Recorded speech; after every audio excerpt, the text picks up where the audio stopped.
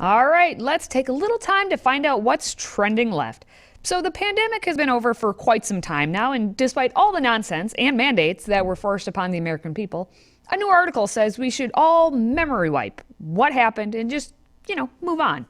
From The Atlantic, Emily Oster says we must declare a pandemic amnesty, adding that we need to forgive one another for what we did and said when we were in the dark about COVID. Well, that's a convenient statement to make now that things are back to normal and you admit you were wrong without admitting you were wrong. But she's not the only one who shares the sentiment. The head of the second largest teachers union in America and one of the people responsible for saying schools should be shut down and remain that way, well, good old Randy Weingarten says she agrees that people need to forgive and forget what she imposed on millions of children across the nation, resulting in one of the biggest educational setbacks in modern American history. Well, thankfully, most of us don't have the memory of a goldfish and remember exactly what was forced on us based on very little proven data. The hindsight, they say, is 2020. And yes, we all remember 2020. So I just wanted to take a minute or two to stroll down memory lane for a quick look at some of the greatest hits from COVID control. So we're going to start with the ridiculous idea that masking children was going to stop a virus. Here's Kelly Kraut, a woman running for lieutenant governor in Arkansas, expressing how the parents were the problem when it came to forcing children to wear face diapers all day long. Something I keep hearing from parents who do not want their children wearing masks in school is that they think it is causing/will cause long-term mental health issues. The symptoms that parents are suggesting that masks cause, shortness of breath, fatigue, headaches, stomach aches, difficulty concentrating, are also symptoms of anxiety. Maybe kids are stressed because people they've been taught their whole lives to trust, doctors, are now in direct opposition to people they've also been taught to trust, their parents. Imagine hearing everywhere, there's a threat, but the people that you trust are saying, no, there's not. That is confusing for kids. They're watching and they are learning.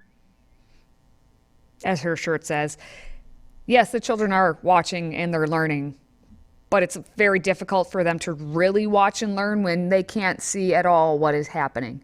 And what about the younger children? Remember how the 2, 3, and 4-year-olds were forced to wear masks in daycares when there was absolutely zero science to back up this idiotic action? Here's a reminder of that trauma. Put your mask on. No, you gotta wear it on, no, honey. No, you gotta keep it on.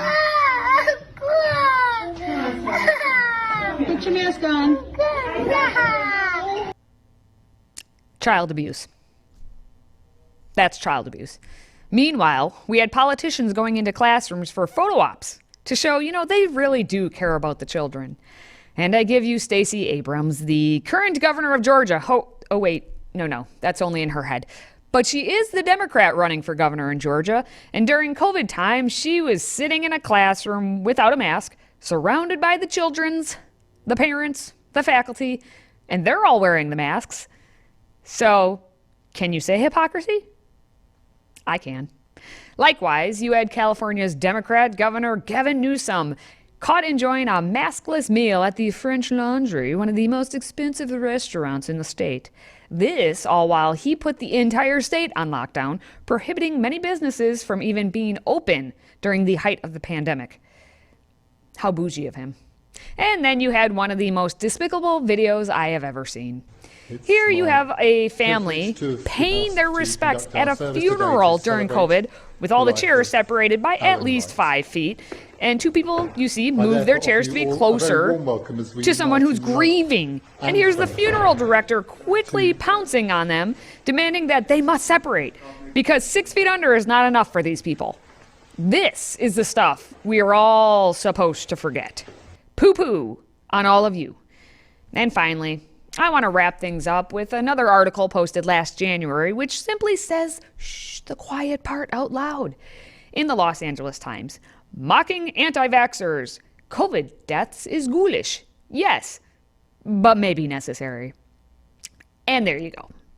So, according to the left and Randy Weingarten, but I repeat myself, after 3 years of lockdowns, mandates, masking, restrictions, and vaccine guilt, we're all supposed to whistle a happy tune and forget everything that happened. Well, what do you say, America?